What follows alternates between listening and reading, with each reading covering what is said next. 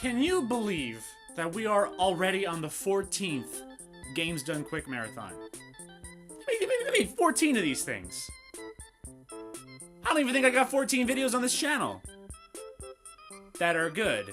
I've always wanted to do a video on speedruns ever since the first GDQ back in 2010. So here we are. Only 6 to 7 years later. I didn't particularly get this done quick at all, huh? So with Awesome Games Done Quick 2017 beginning 2 days from today, I figure there's no better time to talk about my favorite speedruns in video games. To watch, specifically. Like, watch other people speedrun the games. Like, not speedrun them myself. I'm not good at speedruns. Unless going to the bathroom counts.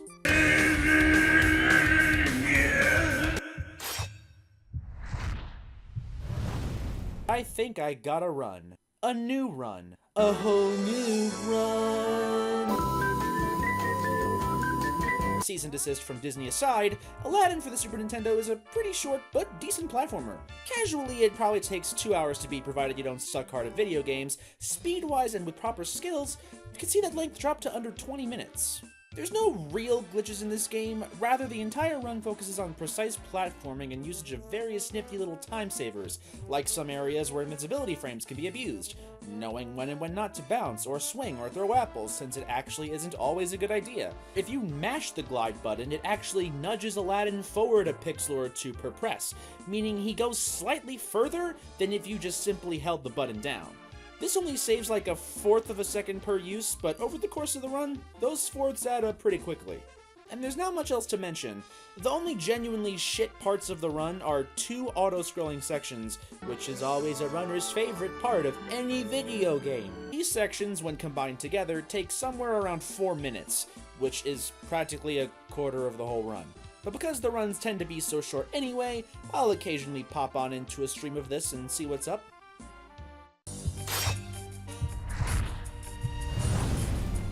This year will be the first time that SpongeBob SquarePants Battle for Bikini Bottom appears at a GDQ event, and I'm really happy about that. While the game by itself is a decently above average collectathon in a similar vein of, say, Banjo-Kazooie, the main collectibles of both games are golden, they must be the same! When speedrunning is taken into account, it becomes an entirely different beast altogether. The way the game is programmed makes it so SpongeBob, Patrick, and Sandy are capable of standing on top of things you are pretty sure the developers didn't want you to. Like, yeah, I could totally hold a casual conversation on this steep 70-degree angle rock for 45 minutes, no problemo. Naturally, this is abused to the advantage of speedrunners. There's also a boatload of glitches that I have no idea how they work. Like SpongeBob somehow using his bubble torpedo multiple times in a row against a wall gives him a speed boost that lets him skip entire sections of the level. And then there's other things, like disabling insta-kill triggers, allowing the player to go to places they're not supposed to be walking on, ending boss fights extremely early, ending boss fights before they even begin. Basically, if you don't know what to expect, the glitches take you completely by surprise.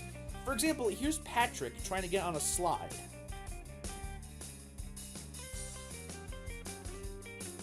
And now SpongeBob's at the level's boss. What? Wow, Bikini Bottom sure is beautiful this time of the year. It's called Sonic 06 because you can't play it for more than 6 minutes without finding something wrong with it. Which actually, in the case of a speedrun, is a very good thing. Pretty much any glitch in this game can benefit a run in some fashion, and within the right viewing atmosphere, witnessing these glitches pulled off is something to behold. Now yes, Sonic Boom is fairly unanimously worse than Sonic 06, but Boom is the boring kind of bad, both in terms of casual and speed play. I mean, with the sole exception being the Knuckles infinite jump glitch, I couldn't name you anything else that game had. 06 is the entertaining bad in terms of speed play and, okay, maybe still not casually, but I could show you countless examples of how glitches help the runners and make them entertaining to view. Honorable mention goes to Sonic Generations, which I also like watching runs of, and it's a good Sonic game in general. Probably the best Sonic game made in the last... ever. I'll make you eat those words! I try not to let nostalgia influence my judgment, but I figure this is a pretty lenient category for stuff like that. And seeing as how Sly Cooper and the Thievius Raccoonus was one of the first games I've ever played, my young self slaving away for weeks trying to beat the game with his as-of-then completely undeveloped gaming skills, I have to admit, watching 2 of the game's 5 chapters get completely skipped is, by itself, enough to nominate the game for inclusion here. Though I myself have been able to pull off some of the glitches in this game to varying degrees of success, I've never been able to pull off the very first one, which involves Sly somehow bypassing an insta-kill death barrier, effectively skipping a 3 to 4-ish minute level and headed straight for the exit. I've yet to even begin to figure out what the trick is. And doing this trick means Sly technically never steals the police files on his father's killers, which is what is supposed to kickstart this whole adventure anyway. So what, is he now just blindly going after random gang leaders? No, I didn't kill your dad. You got the wrong Panda King. Panda King's actually an extremely common name.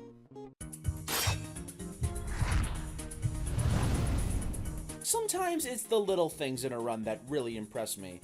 Things that are generally looked over by the viewing audience in favor of more technically and visually impressive glitches and or tricks. Example, being able to sift through menus upon menus of Japanese text and being able to successfully configure every single specific detail you need set for an upcoming fight.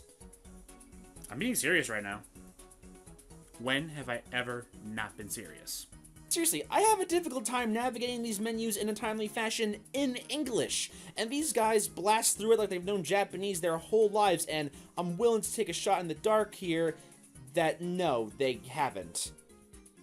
Oh, and I guess the gameplay itself is pretty exciting too, I guess, I don't know. But okay, real talk. Though a tiny bit on the lengthy side, watching a run of this on critical mode, or critical mode with EXP0 equipped, tends to eliminate that problem for me. Mostly because the viewer is on the edge of their seat, since, at this difficulty, this is typically how fast Sora can die. I fucking hate you, you're a twat, oogie boogie, you insect-filled sack of shit. Factor in all the necessary magic, limit, and drive tricks that are necessary for survival, and preferably watch a run with entertaining commentary and a bowl of popcorn, and those 4 hours or so are sure to fly by. Also, anything that involves significantly shortening the Roxas portion of the game is okay in my book. When the super expert levels in Mario Maker aren't enough for your inner sadomasochist, Kaizo Mario is a pretty good substitution. Many can claim to have conquered Kaizo. Few can honestly claim to have conquered Kaizo. Even fewer can honestly claim to have conquered Kaizo without the use of save states. And less than a double-digit amount of people in the world can honestly claim to have conquered Kaizo without the use of save states in under 20 minutes! I don't think you fully appreciate exactly what that notion entails. Let me break it down for you. This is a hack that, even with save states, can take most people days, weeks, fuck it, maybe even months to get to the end of. To shorten this precedent to the length of someone's coffee break would mean knowing the setups and timing of every single button press, throw, Yoshi jump, spin, etc. down to a science, knowing the locations of every single hidden block, godlike RNG, and getting to the end and beating a completely invisible Bowser, all without dying one time, and without save states. And just a reminder, 99.9% of the players who've tried to play this game generally had their playthroughs include cries of intense agony.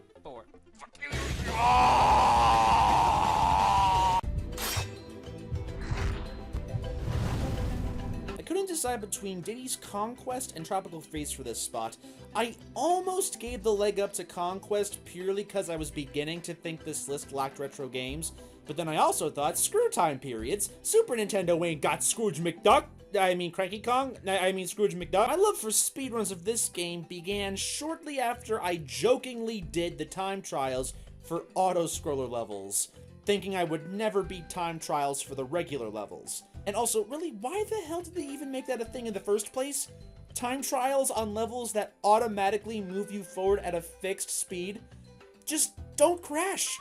and you'll get the same time as literally the entire planet. But I tried one proper level for shits and giggles, got gold, tried another, got gold, next thing you know I blinked and golded the whole game. Now if only I could consistently gold every level back to back in under a couple hours or so.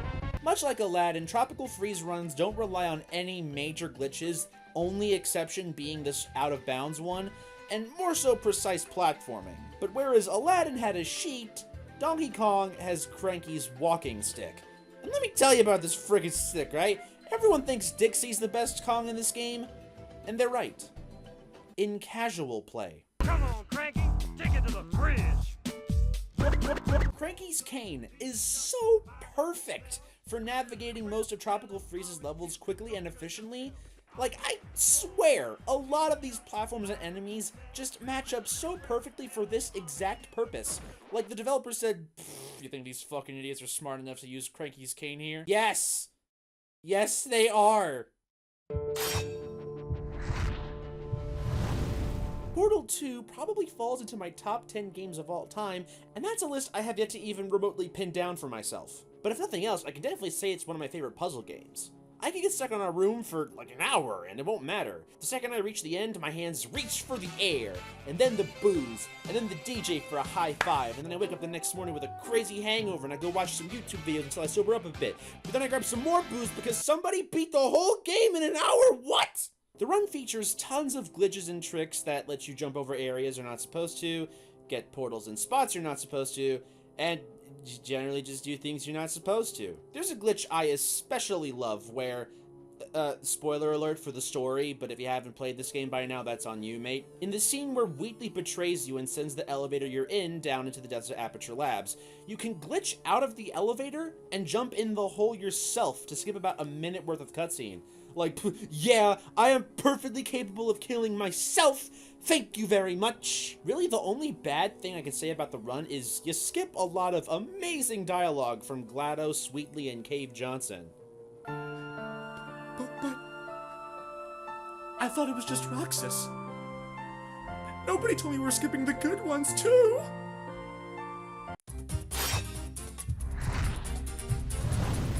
Watching for entertainment value is how I've judged my picks for this list so far, but I decided to look over Ocarina of Time, which is a more impressive run if we're speaking strictly in terms of solely time, in favor of Link Between Worlds, a game with lots of glitches that are not only cool to see, but that I myself have actually been able to perform.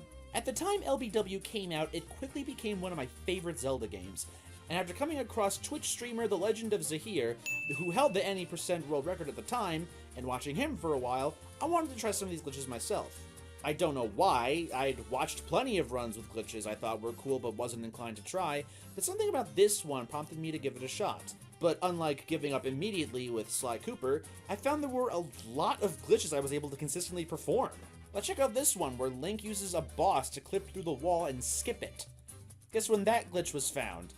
The day the game came out. Of course, there's some I never nailed, like skipping a huge chunk of the Turtle Rock dungeon, but I was enthralled by my own ability to perform enough glitches to the point where I was seriously considering doing my own runs. But that dream was unfortunately short-lived. Around the time I decided I'd try to put a lot of practice in, the L button on my 3DS decided to just stop consistently working. Sometimes it'd be fine, other times I would have to do this.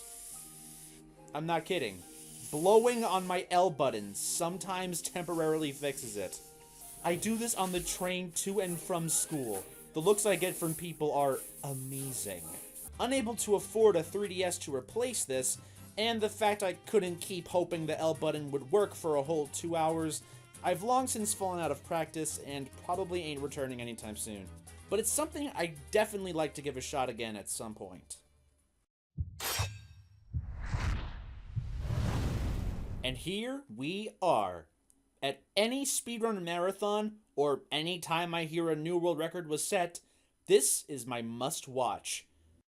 And with a title as stupid as Super Monkey Ball, you better bedazzle me. Super Monkey Ball is already a pretty difficult game. Even sometimes on beginner mode, if you're one of those people who fidget with your control stick way too much even when you don't mean to, you can run into a couple problems. But the higher up you go, the more demanding it gets. Stages require precision, patience, and killing yourself on the bonus stages. Super Monkey Ball 1 and 2 slightly differ in terms of physics engines, and Deluxe is essentially a combination of stages from 1 and 2 while using 2's engine. But any one of these will do, and so will any difficulty. I don't care. I'll watch. I can't get enough monkey balls. I know I've been kinda repeating myself throughout this list with words like precise and what have you, but suffice to say that's not changing for number 1. In fact, I can only double down. It's not even funny anymore. Check out this level, for instance. I've never seen anyone, casual or speedrunner, cross this narrow, curved, slanted, practically a thong platform without rapid pause buffering.